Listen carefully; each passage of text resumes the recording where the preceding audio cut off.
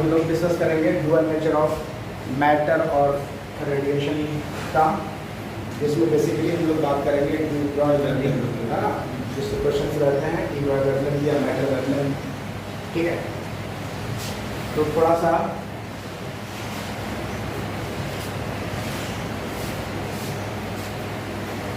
Light जो होती है,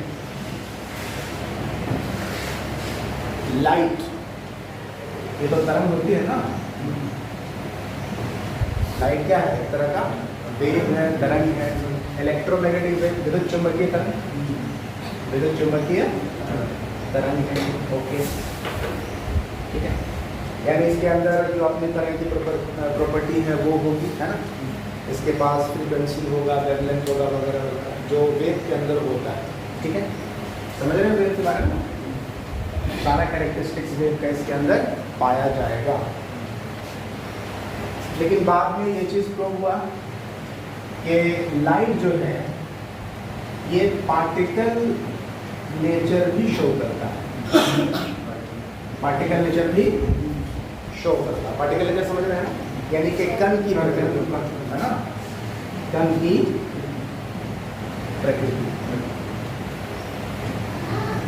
1905 में जब फोटो इलेक्ट्रिक इफेक्ट हुआ, है ना, तो वहाँ से पता चला कि लाइट के अंदर जो है, लाइट को माना जा सकता है ग्रुप ऑफ फोटोन, है ना, एक नया पार्टिकल जिसको हम लोग कहते हैं फोटोन्स, ठीक है। अब फोटोन्स क्या है? प्रकाशित कण। प्रकाशित कण, इसको कण कैसे मान लेते हैं? जैसे देखिए, मान लीजिए कोई ऑब्जेक्ट है, कोई भी मान लीजिए बॉल है, ठीक है ना, कोई पार्टिकल है, ये भी वेलोसिटी के साथ चला जा रहा है, ठीक है। एक और ऑब्जेक्ट यहाँ पर मान लीजिए कोई है, ये है ऑब्जेक्ट ए, ये है ऑब्जेक्ट बी, रेस्ट में सपोज कर, इसमें है रेस्ट में, ये पार्टिकल मोशन में है, ये तो पार्टिकल है, कण है, और ये सीधे जाकर के इसको क्या करता है? टक्कर मारता है, ठीक है। तो जब टक्कर मारेगा तो क्या होगा? कॉलिजन होगा ना। कॉलिजन किसे कहते हैं? कॉलिजन समझ रहे हैं? कॉलिजन एक ऐसी प्रक्रिया है जिसमें दो या दो से अधिक पार्टिकल आपस में वेलोसिटी का या एनर्जी का एक्सचेंज करते हैं। अरे बात समझ में? तो ये यहाँ टकराया, इसको आगे भेज दिया, हो सकता है ऐसा ना, पार्टिकल में होता है कैरम बोर्ड की गोटी आपस में टकराती है, एक दूसरे को वेलोसिटी इम्पार्ट करती है ना। ये पार्टिकल यहाँ बॉडी ए यहाँ पर रुक गया और बॉडी बी क्या हो गया? गति में आ गया, ठीक है। तो पार्टिकल नेचर में क्या होता है? आइए, पार्टिकल नेचर में क्या होता है कि जो कण जो है जब एक दूसरे से टकराती है तो ऊर्जा का आदान प्रदान होता है। कुछ इसी तरह का इफेक्ट यहाँ पर हुआ था प्रकाश फोटो इलेक्ट्रिक इफेक्ट में। फोटो इलेक्ट्रिक इफेक्ट में क्या हुआ था? बाद में सर थोड़ा क्लास करेगा, ठीक है। फोटो इलेक्ट्रिक इफेक्ट में क्या हुआ था कि जब प्रकाश मेटल प्लेट पर पड़ती है तो इसके अंदर जो इलेक्ट्रॉन्स हैं उसको एनर्जी मिलती है, वो सरफेस पर आता है, फिर वहाँ से मूव कर जाता है ऊपर की तरफ, है कि नहीं है? इसका क्या मतलब हुआ? ये इलेक्ट्रॉन, ये फोटोन जो यहाँ से आ रहा है, ये जो फोटोन इधर से आ रहा है, वो इलेक्ट्रॉन को जाकर टक्कर मार रहा है, उसको एनर्जी इम्पार्ट कर रहा है, एनर्जी प्रोवाइड कर रहा है, और फिर वहाँ से वो निकल रहा है। अरे बात समझ में? तो लाइट को क्या माना गया? लाइट को माना गया बंच ऑफ फोटोन्स, और हर फोटोन की ऊर्जा एक निश्चित मानी गई। प्लांक ने हर एक फोटोन की ऊर्जा क्या मानी? निश्चित। इसकी वैल्यू क्या होती है? h × f। h हो गया प्लांक कांस्टेंट, f क्या हो गई? फ्रीक्वेंसी, ठीक है। यानी कि एनर्जी जो होती है लाइट की वो क्वांटाइज्ड होती है। क्वांटाइज समझ रहे हैं? क्वांटीकृत मतलब कि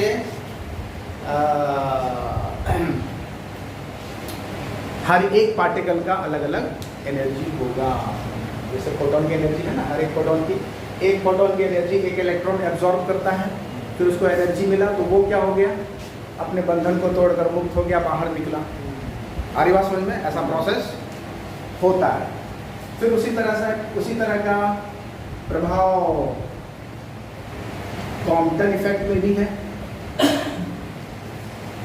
वही टक्कर वाला, यानी कि पार्टिकल नेचर यहाँ से भी प्रूव होता है कि कोई मान लीजिए इलेक्ट्रॉन है, ये इलेक्ट्रॉन है, ठीक है ना, इस पर लाइट टकराती है जिसकी फ्रीक्वेंसी क्या है, मान लो f है, तो एनर्जी क्या हो जाएगी h इंटू एफ या hc/λ होगी क्या होगी? इस एनर्जी वाला फोटोन इससे टकराया और टकराने के बाद जब इधर से गया वो रिफ्लेक्ट होकर ये वाली एनर्जी, ये वाला फोटोन जब रिफ्लेक्ट हुआ तो क्या देखा गया कि इसकी एनर्जी में कुछ कमी आ गई, लैम्डा चेंज हो जाता है, वेवलेंथ क्या हो जाता है, अगर यहाँ लैम्डा है तो यहाँ लैम्डा डैश, हमारी बात समझ में, एनर्जी घट जाती है, ठीक है। इसका मतलब कुछ ना कुछ एनर्जी ये लिया और ये एनर्जी लेकर के इसके पास कुछ एनर्जी इम्पार्ट होगी, यही वाली एनर्जी यहाँ पर है। तो ये दो घटनाएं ये शो कर देती है कि लाइट जो है वो वेव तो था ही, लेकिन पार्टिकल नेचर भी शो करता है। अरे बात समझ में, कण की प्रकृति भी इसके अंदर है और वो कण का नाम क्या है, फोटोन। क्लियर हुआ? ओके, अब आगे बढ़े। अब देखिए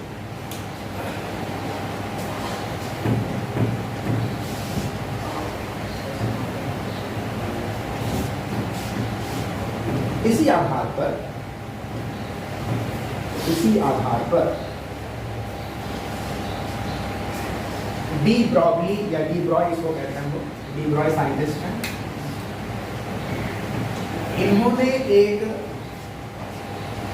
थेसिस दिया जिसको क्या हम लोग परिकल्पना, हाइपोथेसिस, है ना। इन्होंने ये कहा कि कोई भी मैटर या कोई भी पदार्थ, कोई भी ऑब्जेक्ट, ये भी वेव के तरह से बिहेव करता है। ये भी किसके तरह से बिहेव करता है? वेव के तरह से। जब ये मैटर किस में हो, गति में हो। ये पदार्थ कैसा होना चाहिए? गतिमान। जब कोई कण गतिमान होता है तो उसके अंदर भी तरंग की प्रकृति आ जाती है, तरंग का नेचर आ जाता है उसमें। जिस तरह से लाइट क्या था, तरंग था ना, तो उसके अंदर बाद में प्रूव हुआ ना वो मैटर की तरह से बिहेव करता है, पार्टिकल की तरह से। उसी तरह से उन्हीं के आधार पर ये बात उन्होंने कही कि कोई भी पार्टिकल अगर वो मोशन में है तो वो भी वेव की तरह से बिहेव करेगा। क्लियर? बगैर किसी प्रमाण के उन्होंने ये बात कही, इसीलिए इसका नाम क्या है? हाइपोथेसिस। बाद में प्रूव किया गया, है ना। बाद में इनका हाइपोथेसिस क्या हो गया? प्रूव हो गया कि कोई भी मटेरियल अगर वो मोशन में होता है तो वो अपने साथ एक वेव को जनरेट करता है। क्लियर है? कोई भी मटेरियल, कोई भी वस्तु, कोई भी ऑब्जेक्ट अगर मोशन में है तो वो अपने साथ क्या करता है? एक वेव ही बनाता है। उस वेव का क्या नाम दिया गया? मैटर वेव, पदार्थ वाला वेव, तरंग, है ना। और या फिर डीब्रॉय वेव, जो कि मैंने इसकी खोज की थी। क्लियर है? तो उस मैटर का जो वेवलेंथ होगा, उस मैटर वेव का जो वेवलेंथ होगा, तो क्या बोलेंगे? डीब्रॉय वेवलेंथ या मैटर वेवलेंथ। क्लियर है? क्वेश्चन वहीं से करता है, इसको समझिए। तो कोई भी moving particle, any moving particle और object is associated with a wave known as matter wave। क्या नाम है इसका? मैटर वेव्स या डीब्रॉय वेव्स।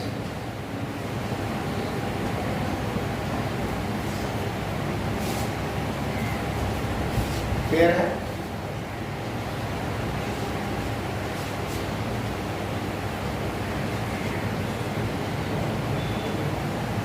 and the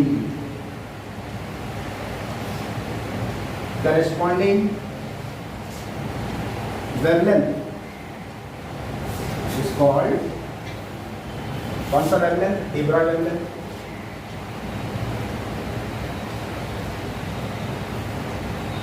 जिसके बारे में आज हम लोग डिटेल्स में चर्चा करेंगे। ये उनका हाइपोथेसिस था कि कोई भी पार्टिकल अगर वो मोशन में है, अगर वो गति में है, ठीक है ना, तो वो अपने साथ एक वेव भी बनाता है, एक तरंग भी बनाता है। यानी कि इसके पास पहले से मैटर वाली प्रॉपर्टी तो थी ही थी, जब ये गति में आ जाएगी तो इसके पास तरंग की भी प्रकृति आ जाएगी। इसीलिए देखिए यहाँ पर क्या लिखा है, dual nature of matter and radiation. Dual nature में द्वैत प्रकृति, ठीक है ना। मैटर की दो तरह की प्रकृति होगी, जैसे कि रेडिएशन की दो तरह की प्रकृति हो रही है। रेडिएशन मतलब लाइट, क्लियर है? ओके, अच्छा अब देखिए ये तो डी ब्रॉगली ने ही मतलब क्या बोलते हैं प्रूव किया था या किसी ना ना ना किसी दूसरे ने प्रूव किया। ये तो स्टेटमेंट किया डी ब्रॉगली, ठीक है ना, बगैर किसी प्रमाण के। लेकिन बाद में दूसरे साइंटिस्टों ने इनको प्रूव किया। क्या नाम होता है? Davisson and Germer. Davisson and Germer, इन दो साइंटिस्ट ने, बाद में और लोगों ने भी इसको प्रूव भी किया कि डी ब्रॉय ने जो हाइपोथेसिस दिया है बिल्कुल सही है, ठीक है। और उन्होंने एक्सपेरिमेंट किया किस पर? इलेक्ट्रॉन पर। किस पर किया? इलेक्ट्रॉन पर। इलेक्ट्रॉन क्या होता है? बहुत ही छोटा पार्टिकल होता है, बहुत ही हाई स्पीड वाला होता है पार्टिकल, होता है कि नहीं? इलेक्ट्रॉन का मास कितना होता है? बहुत ही कम होता है ना। इलेक्ट्रॉन का मास, द्रव्यमान, परमाणु के अंदर सबसे हल्के कण में से कौन है? इलेक्ट्रॉन। द्रव्यमान कितना है इसका? -31 किलोग्राम, बहुत ही हल्का। और इसकी स्पीड किस रेंज की होती है? 10⁻⁶ मीटर पर सेकंड। अभी हम लोगों ने देखा था पीछे। तो डेविसन एंड जर्मन ने इस पर प्रयोग किया, ठीक है, और ये प्रमाणित किया कि इलेक्ट्रॉन तो कण है ना भाई, इलेक्ट्रॉन तो पार्टिकल है, इसके पास मास है, मोमेंटम भी होता है, टक्कर भी, सब कुछ करता है, ये उसका एनर्जी भी है। लेकिन जब ये मोशन में होता है बहुत ही हाई स्पीड में, तो ये किस तरह से बिहेव करने लगता है? वेव के तरह से बिहेव करने लगता है। हमारी बात समझ में क्लियर है? मतलब ये जो प्रूफ हुआ है ना क्वांटम लेवल पर, मतलब छोटे छोटे पार्टिकल्स के लिए, बड़े पार्टिकल, हालांकि ये स्टेटमेंट तो सब पार्टिकल के लिए, इवन के हाथी भी मूव करेगा तो उसके लिए वेव बनेगा, लेकिन वो जो वेव होगा वो वेव कैसा होगा? इतना मतलब कि कॉम्प्लिकेटेड होगा, इतना ये होगा कि उसको आप डिटेक्ट नहीं कर सकते, ठीक है। और छोटे पार्टिकल्स का जो वेव होगा उसका वेवलेंथ आप कैलकुलेट कर सकते हैं, मतलब सिग्निफिकेंट है वो, आप देख सकते हैं, समझ सकते हैं, ठीक है। इसको हम लोग अभी डिटेल्स में देखेंगे। अच्छा चलिए अब देखिए, हाँ, तो जो वेवलेंथ आया उस वेवलेंथ की वैल्यू क्या होगी? जैसे मान लीजिए कोई भी मैटर है, कोई भी ऑब्जेक्ट है जिसका मास मान लीजिए m है और ये v वेलोसिटी के साथ गतिमान है। कोई भी ऑब्जेक्ट है जिसका मास कितना है? m, और इस v स्पीड के साथ गतिमान है। ओके, तो जब ये बहुत ही ज़्यादा हाई स्पीड के साथ गतिमान होगा तो इनका कहना क्या है? ये वेव की तरह से बिहेव करेगा, मतलब इसके पास वेव नेचर आ जाएगा, वेव की प्रकृति आएगी, और इसके पास लैम्डा भी है। क्या आएगा? और ये जो वेवलेंथ होगा वो वेवलेंथ h बटा मोमेंटम के बराबर होगा। h क्या है? Planck constant. और p क्या है? उस कण का संवेग, उस कण का मोमेंटम, ठीक है। यानी कि h/m/v। क्लियर है?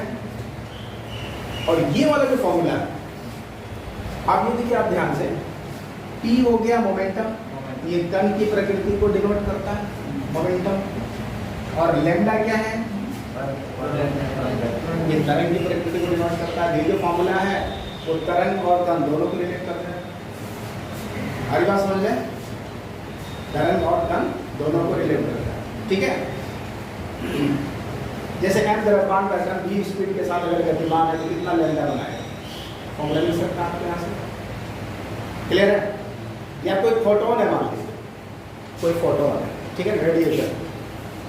अगर वो लैम्डा वेवलेंथ के साथ मोशन में है तो उसका संवेग पूछेगा, निकाल सकता है, निकाल सकता है कि नहीं से E बराबर h बाई लैम्डा। क्लियर है? तो ये जो रिलेशन आया, ये रिलेशन किसने दिया भाई? तो डी। क्लियर है? चलिए इस रिलेशन को हम लोग पहले डिराइव कर लेते हैं, थोड़ा सा समझ लेते हैं कहाँ से आया।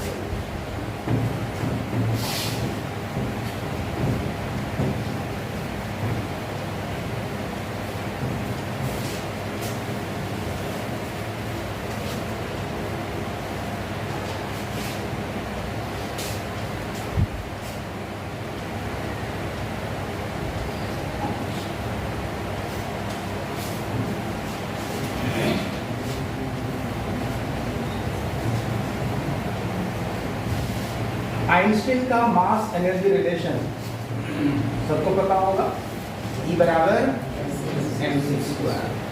पता ना फॉर्मूला? m क्या मास ऑफ द पार्टिकल और c क्या स्पीड ऑफ लाइट है, या स्पीड ऑफ फोटोन कह सकते हैं आप। फोटोन, लाइट तो फोटोन है। अच्छा, और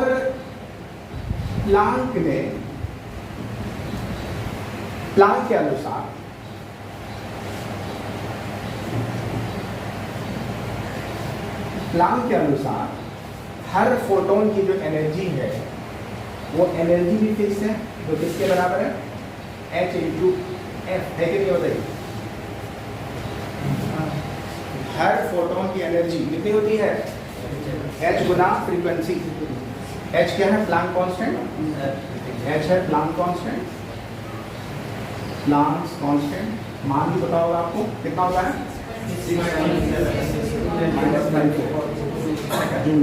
ओके, ठीक है। और F क्या है?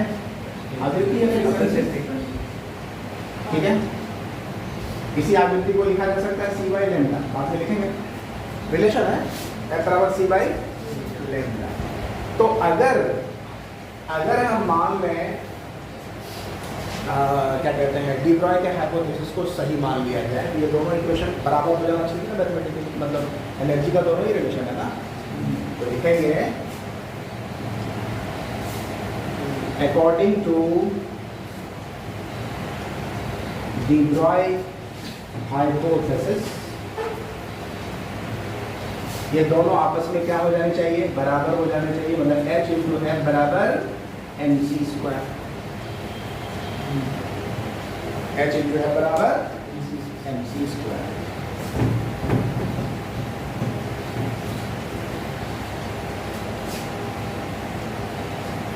क्योंकि फोटोन को भी कम माना जा रहा है। अच्छा, और आप लिख सकते हैं h into C by lambda is equal to mc²। एक सी कटेगा, कटा दिया जाए। h by lambda is equal to m into C. C क्या चीज है? Speed of light, speed of photon. ठीक है ना, फोटोन की स्पीड सबसे मैक्सिमम होती है, उससे ज़्यादा स्पीड किसी का होता ही नहीं। ठीक है ना, बाकी जो पार्टिकल्स हो गए, चाहे वो कितना ही हाई स्पीड से मूव कर रहा हो, उसकी स्पीड फोटोन की स्पीड से कम होगी। तो हम लोग ऐसा कर लेंगे, यहाँ तो c को रिप्लेस कर देते हैं b से। b क्या है? वेलोसिटी ऑफ पार्टिकल पर। क्लियर है? वेलोसिटी ऑफ मूविंग पार्टिकल या मूविंग मैटर, जो भी है, जो मटेरियल मूव कर रहा है, जो ऑब्जेक्ट मूव कर रहा है, उसकी वेलोसिटी।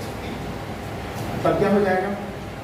तो h by lambda is equal to m into v हो जाएगा। होगा कि नहीं होगा? और ये m भी क्या चीज़ है? मोमेंटम। ठीक है, तो ये this is equal to e।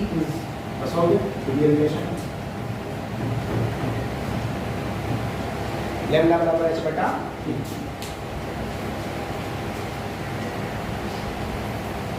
कहीं कोई दिक्कत नहीं है? अब इसके हिसाब से हमसे क्वेश्चन कैसा भी पूछा जा सकता है।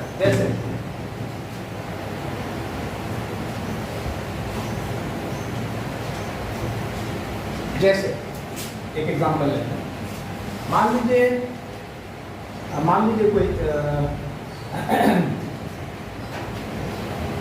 मान लो कोई हाथी है, सपोज एलिफेंट है, ठीक है ना, उसका मास 1000 किलो है, मान लो हाथी का बच्चा है, कुछ भी है, ये दौड़ रहा है, इसकी स्पीड है 10 मीटर पर सेकंड, इस रफ्तार से ये मूव कर रहा है, ठीक है। तो डी ब्रॉय के अनुसार इसके पास वेवलेंथ होना चाहिए कि नहीं चाहिए? कितना होगा भाई लिखा था, h बटा h 6.6 into 10 पर -34 डिवाइडेड बाय p का मान m into d, कितना है 1000 माइनस, ठीक है। तो 6.6 into 10 to the power कितना आ गया, 34 और 4 -38, आया कि नहीं आया मीटर, क्लियर है। वेवलेंथ तो है, हालांकि ये वेवलेंथ बहुत ही छोटा, इतना छोटा है कि आप इसको डिटेक्ट नहीं कर सकते।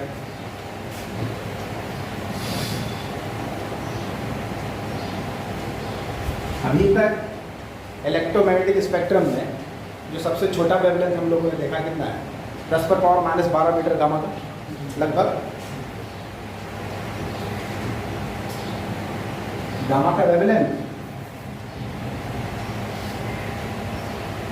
का वेवलेंथ सबसे छोटा है ना, सबसे हाई एनर्जेटिक पार्टिकल कौन है, गामा, हाँ, उसका वेवलेंथ सबसे छोटा होगा, सबसे छोटा।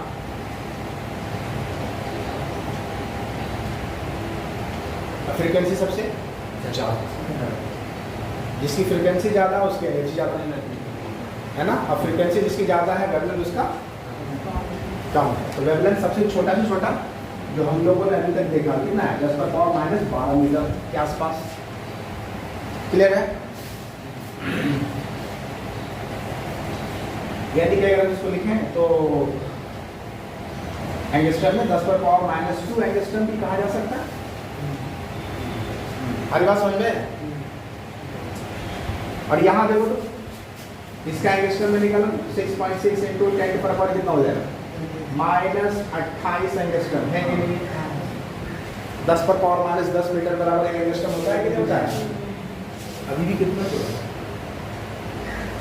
हर बात समझ में। इसलिए ये जो वेवलेंथ है बड़े मटेरियल के लिए सिग्निफिकेंट नहीं है, क्लियर है। ये तो सबसे जो छोटा वेवलेंथ हो सकता है 10⁻−2 मीटर या -5 मीटर 6 मीटर जो भी है, इसको तो डिटेक्ट किया जा सकता है, लेकिन इस तरह के वेवलेंथ को डिटेक्ट करना मुश्किल है। इसलिए एक्सपेरिमेंट जो किया गया डेविसन जर्नर के द्वारा, वो किस पर, माइक्रोस्कोपिक पार्टिकल, छोटे छोटे पार्टिकल, सबसे हल्का कौन है, इलेक्ट्रॉन। हर बात समझ में। तो जब उस पर एक्सपेरिमेंट किया गया तो उनकी जो वैल्यू आई वो सिग्निफिकेंट वैल्यू आई जो कैलकुलेट किया जा सकता है। वो कितना है ऐसे करके देखिए बेटा इसको।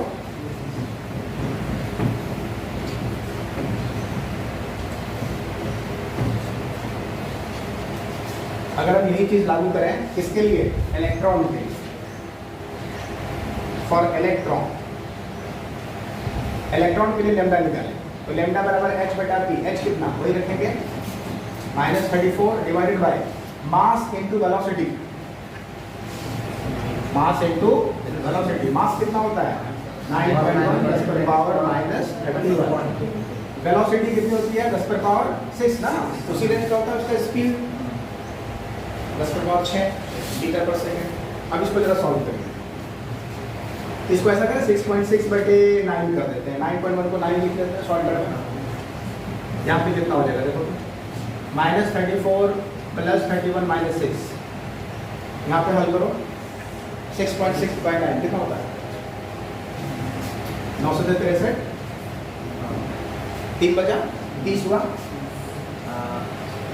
927, फिर 3 बजा, हाँ 7.33 इस तरह जाएगा,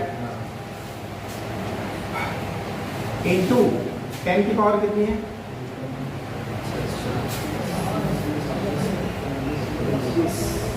बताओ भाई, -9 मीटर, क्लियर है।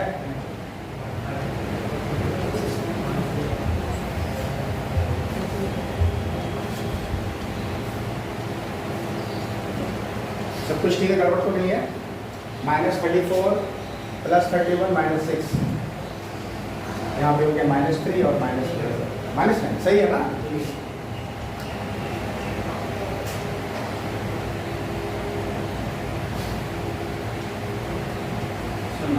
यहाँ पे 7 पॉइंट नहीं हो, 0.7 है ना? हाँ, 9.1 को 9 दे दिए। हाँ 9.1 को 9 दीजिए, ले सकते हैं 9.1 को 9 ले सकते हैं। एक कुछ अप्रॉक्स वैल्यू बता रहे हैं तो और भी कुछ हो सकता है, ठीक है ना? लेकिन ये अप्रॉक्स वैल्यू यही आना चाहिए। क्लियर है? 0.733 होगा ना? 7.33 नहीं होगा। हाँ, अब आप कर सकते हैं। एंगस्ट्रम में चेंज करो तो क्या करें? 7.33 इंटू 10⁻⁻10 मीटर, सही है?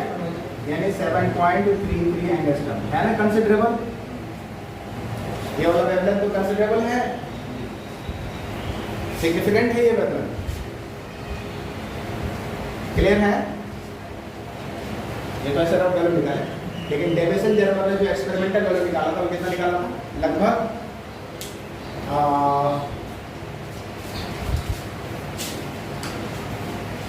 वो वैल्यू था 12.27/√54 एंगस्ट्रॉम, लगभग आएगा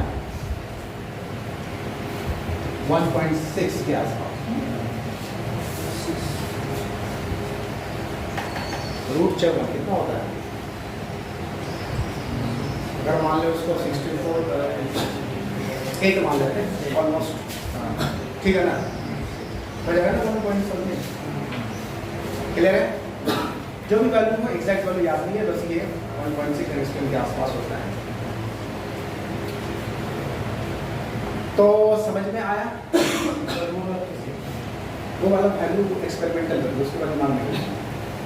लैम्डा की जो वैल्यू कैलकुलेट की गई डेविसन और जर्मर के द्वारा, वो आया है 1.6 एंगस्ट्रॉम, ठीक है ना? जो कि सिग्निफिकेंट है, मतलब लेने के लायक है, देखने के लायक नहीं है, ये एक्सेप्टेबल वैल्यू है ना? ये एंगस्ट्रॉम तो आप फाइंड कर सकते हो, क्या देखा जा सकता है? हमारी बात समझ में? गामा का जो होता है वो इससे भी कम होता है, नहीं होता है कम? गामा का वेवलेंथ इससे भी कम होता है। तो कुल मिलाकर ये बात जो है प्रूव हो गई कि डी ब्रॉय वेवलेंथ जो है बिल्कुल सही है, ठीक ठाक है, लेकिन किसके लिए? छोटे पार्टिकल्स, बड़े पार्टिकल्स के लिए ये मतलब कि लागू नहीं होता, आप ऐसा मान सकते हैं। लेकिन हमसे न्यूमेरिकल पूछ सकता है, हमारी बात समझ में? किसी भी क्वेश्चन पूछ सकता है, कहीं मास दिया रहा है, वेलोसिटी दिया रहा है, वेवलेंथ निकालो, चाहे जो आंसर है उससे क्या मतलब? क्या वहाँ तो आपको क्वेश्चन दे सकता है ना भाई? हाँ, ओके, चलिए आगे बढ़े।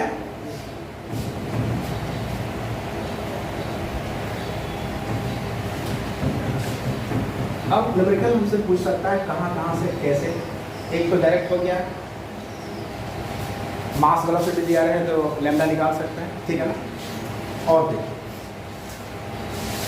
यानी लैम्डा का हम लोगों ने एक्सप्रेशन निकाला h/,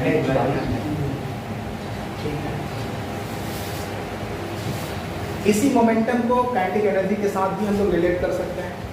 मान लीजिए वेलोसिटी, मास वगैरह नहीं दिया, डायरेक्ट काइनेटिक एनर्जी दिया हुआ तो निकाल सकते हैं ना? काइनेटिक एनर्जी देखिए,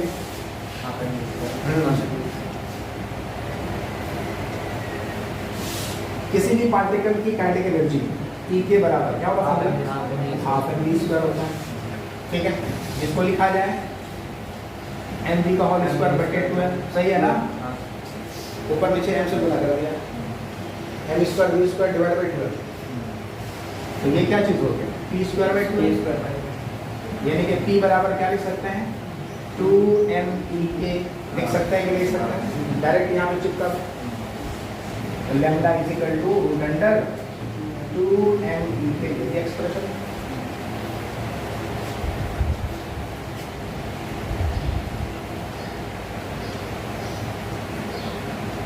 क्लियर है?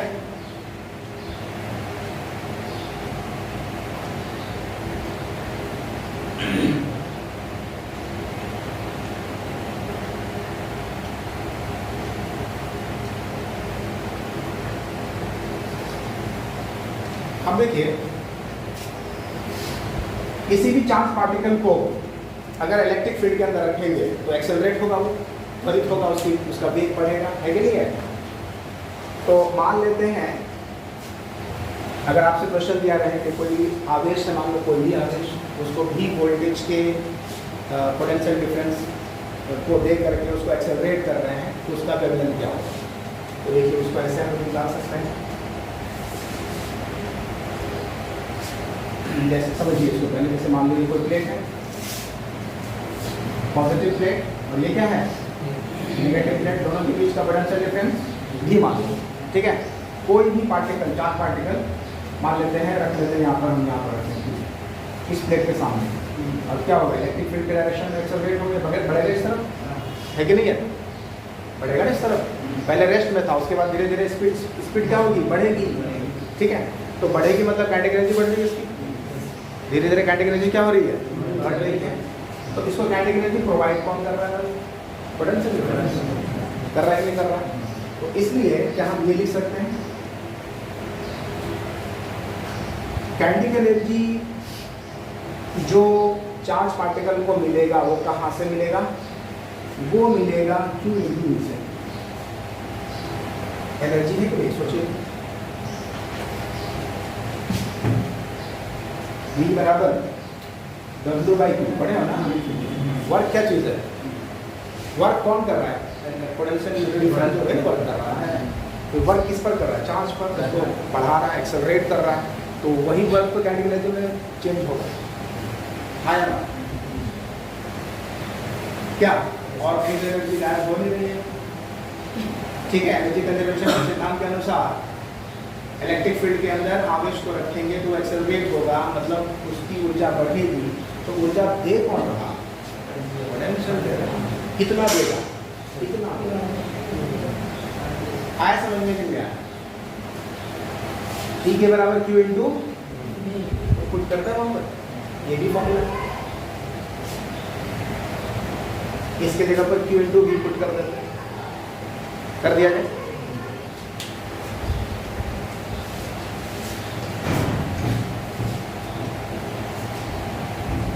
H by root under 2mq into V। Q क्या चीज है, आवेश, कण का आवेश, m है कण का द्रव्यमान, और v क्या है, पोटेंशियल डिफरेंस जिससे उसको एक्सेलरेट कर रहा है। तो मान लीजिए लैम्डा पूछा आपसे, है कि नहीं है, जैसे क्वेश्चन यहीं पे बना देता है,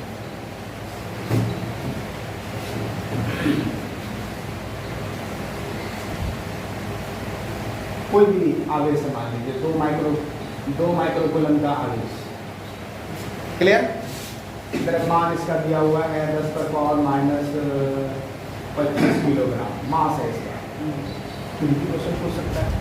पोटेंशियल डिफरेंस 1000 वोल्ट, कितना, 1000 वोल्ट। अगर ये एक्सेलरेट हो रहा है 1000 वोल्ट से, तो जाहिर सी बात है ये गति में आ गया ना, तो गति में आने का मतलब लैम्डा है इसको। कोई भी आवेशित कण या कोई भी कण अगर गति में आ जाता है तो उसके पास लैम्डा आता है ना, लैम्डा कैलकुलेट करो, तो कौन सा फॉर्मूला यूज करेंगे, इसको थोड़ी करेंगे कोई। हरी बात समझ में, कर लगे इसको, आ रहा है समझ में, सारा कुछ दिया हुआ, h का मान पता है पहले से, n का मान गिवन है, q का मान गिवन है, v का मान गिवन है, निकाल सकते हैं ना, ओके। अच्छा,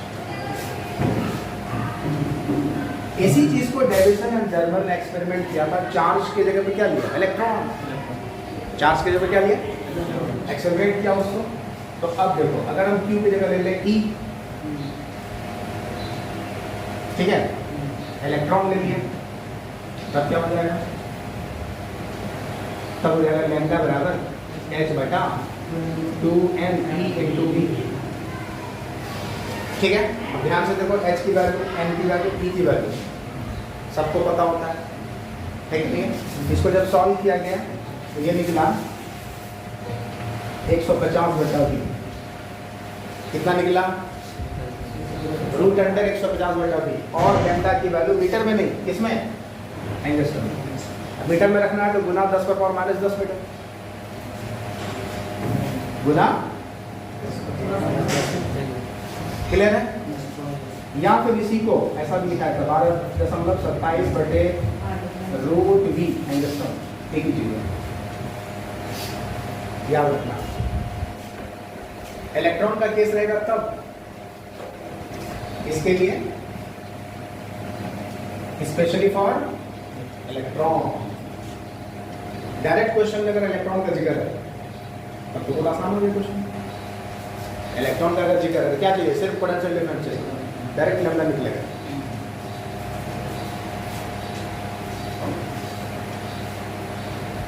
क्लियर है? हाँ, तो ये बोल रहे थे। तो डिफरेंट पोटेंशियल डिफरेंस पर जब इसको एक्सेलरेट करके देखा गया तो सबसे अच्छा जो वेवलेंथ या वेव का जो नेचर निकला गया V बराबर कितना 54 वोल्ट पर, कितना पर 54 वोल्ट पर। वो वैल्यू रखो, निकलेगा लगभग 1.6 एंगस्ट्रॉम के आसपास। यही वाला फॉर्मूला वहां लिख देते हैं। क्लियर है यहाँ तक?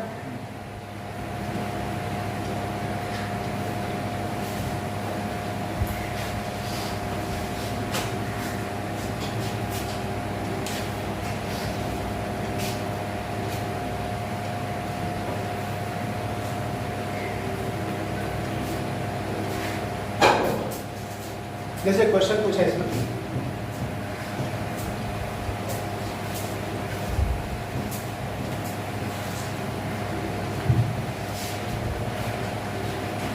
मान लिए प्रोटॉन है, क्या है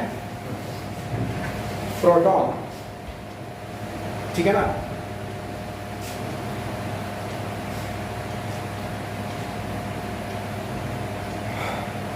और इस प्रोटॉन को एक बार एक्सेलरेट किया गया 50 वोल्ट से, दूसरी बार 100 वोल्ट से, तीसरी बार 200 वोल्ट से, ठीक है ना।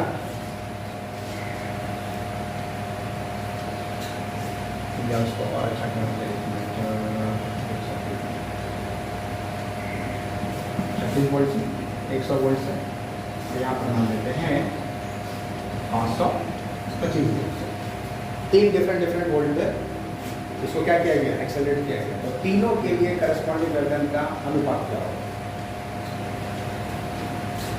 इस केस में वेवलेंथ लैम्डा 1, इसमें आपसे क्या पूछा है, लैम्डा 1 अनुपात लैम्डा 2 अनुपात लैम्डा 3 क्या होगा।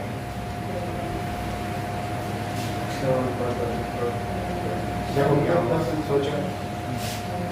एक आंसर क्या हुआ, 1 अनुपात 2 अनुपात 3। दूसरा आंसर दिया हुआ 6 अनुपात 10 अनुपात 25। तीसरा आंसर दिया हुआ 25 अनुपात 10 अनुपात 6। और डी दिया हुआ है 9 3। देख लो क्या हो सकता है।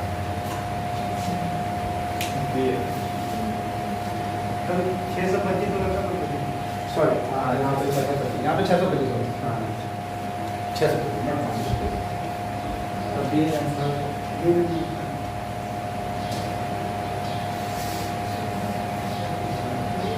प्रोटॉन कह रहा है, तो प्रोटॉन हमको सिर्फ एक ही पार्टिकल को 3 बार एक्सेलरेट कर रहे हैं डिफरेंट वोल्टेज से, ठीक है ना। तो अलग अलग वेवलेंथ आना चाहिए ना, तो तीनों का क्या रेशियो होगा। तो सीधा सा देखिए वहाँ से आप कर सकते हैं। ये फॉर्मूला हमको मिल गया है, lambda is inversely proportional to root v, है कि नहीं है कि नहीं है। हाँ, यानी इसको ऐसा लिखें, लैम्डा 1 रूट v1 बराबर कांस्टेंट होगा ना, यानी कि बराबर लैम्डा 2 रूट v2 बराबर लैम्डा 3 रूट v3, ऐसा होगा।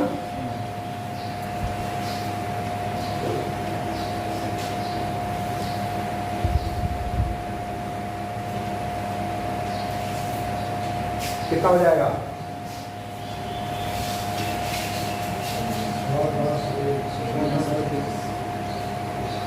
सोचिए 6 10 25 होगा या 25 10 6 होगा।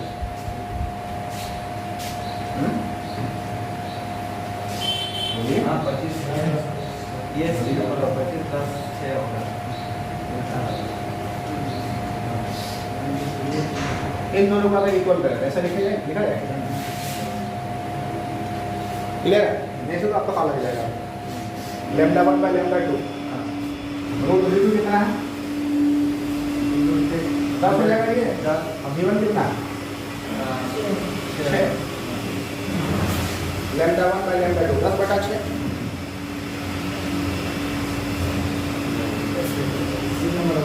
कौन सा हो जाएगा? सी।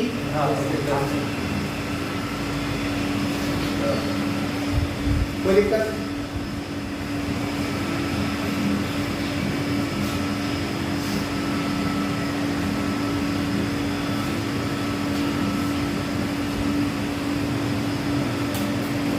अरे जिसका वोल्टेज ज्यादा होगा उसका लैम्डा कम होगा, और जिसका लैम्डा कम होगा उसका वोल्टेज क्या होगा?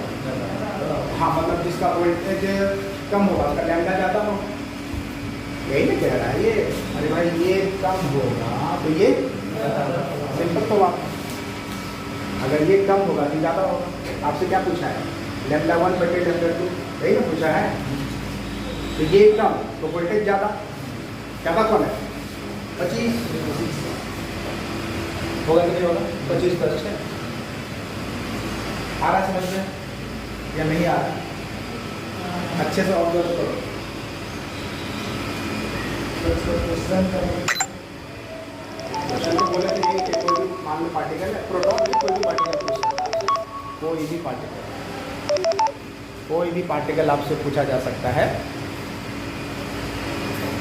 तो वो डिफरेंट वोल्टेज से एक्सेलरेट हो रहा है, तो उसका रेशियो क्या होगा? तो कुछ नहीं दिमाग लगाना, ये रिलेशन तो क्लियर हो गया ना। जब वोल्टेज कम होगा तो वेवलेंथ उसका ज़्यादा होगा, है? तीनों में सबसे कम वोल्टेज किसका है? 36 लैम्डा 1 का। इसका सबसे कम है तो सबसे ज़्यादा वेवलेंथ लैम्डा 1 होगा, नहीं होगा? और सबसे कम वेवलेंथ लैम्डा 3 होगा। तो चारों ऑप्शन में से क्या चूज करेंगे? ये तो नहीं होगा, ये भी नहीं होगा, इसी दोनों का निकल क्लियर है।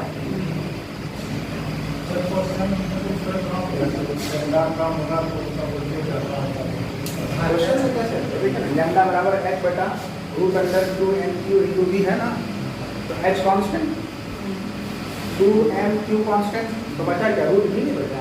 लैम्डा प्रोपोर्शनल टू 1/√3 नहीं हुआ? हो सकता है यहाँ पे। तो आ रहा समझ में या नहीं आ रहा? वोल्टेज कम होगा तो लैम्डा ज़्यादा होगा, इनवर्सली प्रोपोर्शनल है, विद कर्मा। ऐसे नहीं, क्वेश्चन में तो साफ कह रहा है, चिल्ला कह रहा है 36 वोल्ट 100 वोल्ट 625 वोल्ट नहीं है।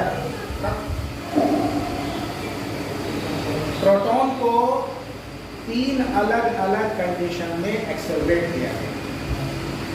पहले किया गया 36 वोल्ट, हो गया एक एक्सपेरिमेंट, उसका लैम्डा मिला होगा ना। दूसरा एक्सपेरिमेंट 100 वोल्ट पर, उसका लैम्डा मिला होगा। तीसरा एक्सपेरिमेंट 625 वोल्ट पर, उसका लैम्डा मिला होगा। तो सबसे कम लैम्डा किस में मिला होगा? 625 वाला। आया समझ में? आया समझ में? जैसे डेविसन जर्मन ने 54 वोल्ट को ही क्यों ये किया एग्जैक्टली, क्योंकि लैम्डा वहाँ पर ज़्यादा उनका होना प्रेशर शो करेंगे। हर बात समझ में बिठाते हैं। चलिए, और भी क्या क्वेश्चन बन सकते हैं इसमें वो देखते हैं। ये तो आपको एक नमूना बता रहे हैं, इस तरह का क्वेश्चन बहुत सारा हो सकता है। काइनेटिक एनर्जी से रिलेटेड हो सकता है लैम्डा, ठीक है? जैसे एग्जांपल के तौर पर मान लीजिए इलेक्ट्रॉन ही है, एक इलेक्ट्रॉन, एक प्रोटॉन और एक अल्फा पार्टिकल। इलेक्ट्रॉन है, प्रोटॉन और क्या है? Alpha particle. अब तीनों की काइनेटिक एनर्जी सेम है। तीनों की काइनेटिक एनर्जी क्या है? सेम। अब आपसे कह रहा है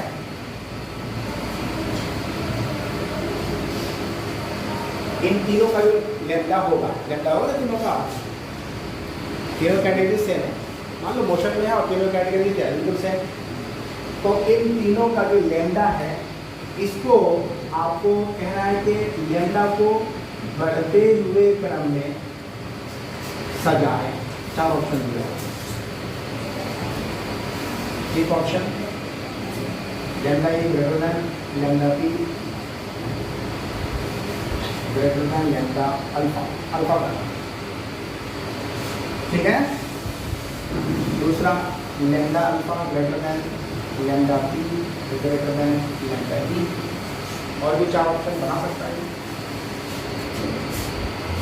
C lambda P greater than lambda E greater than lambda alpha, D lambda alpha less than lambda E less than lambda E. सोचिए अपने जो है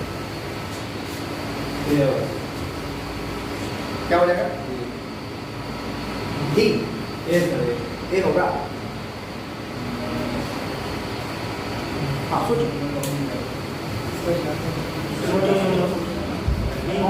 डी होगा। करना क्या, कौन सा फॉर्मूला यूज करें, करेंगे ना। ध्यान से देखिए आप, अगर हमसे कहा है कि तीनों पार्टिकल की कैटेगरी सेम है, मतलब H कांस्टेंट, E के कांस्टेंट, Q कांस्टेंट, तो लैम्डा डिपेंड्स ऑन मास। बोलिए है कि नहीं, बोलिए है कि नहीं। अब आपको ये एनालाइज करना है कि तीनों में से मास किसका सबसे कम है, जिसका कम बढ़ते हुए क्रम में बोला है।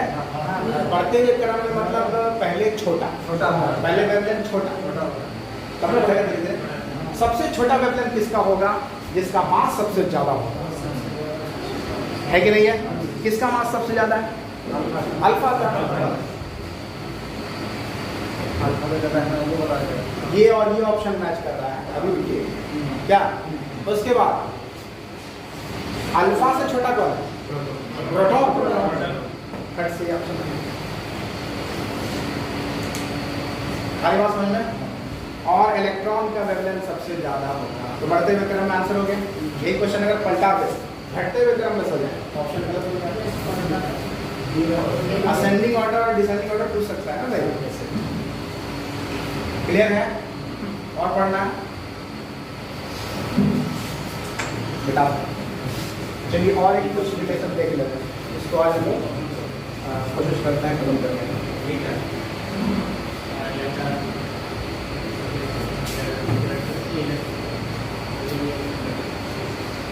देखो और कहां से क्वेश्चन रिलेट कर सकता है, by kinetic theory of gases.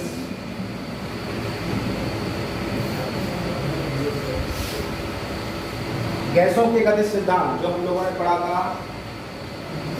Thermodynamics वगैरह, तो किसी भी गैस की जो गतिज ऊर्जा होती है वो कितनी होती है, ये भी होती, ये फॉर्मूला होगा F/2 kT।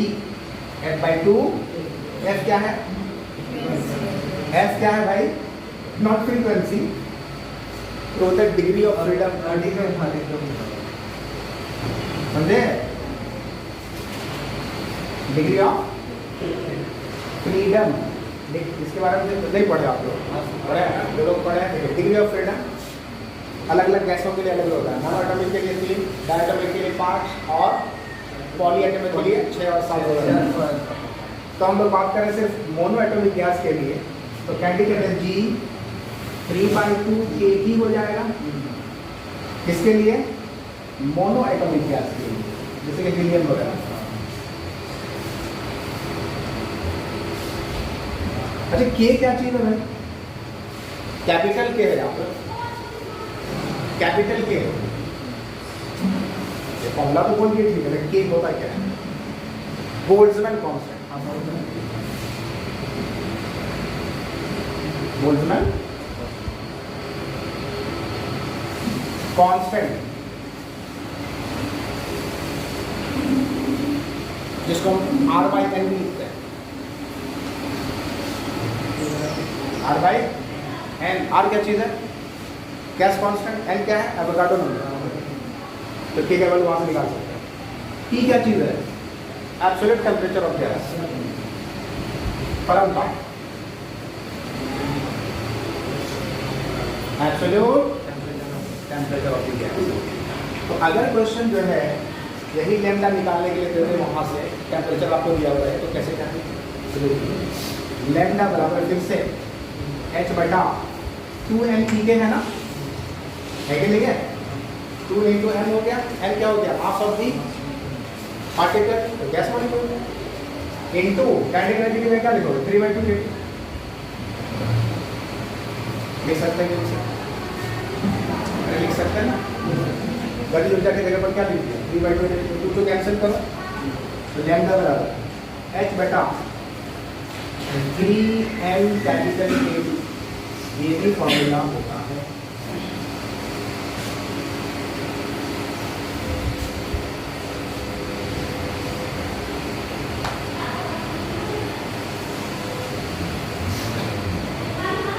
ठीक है।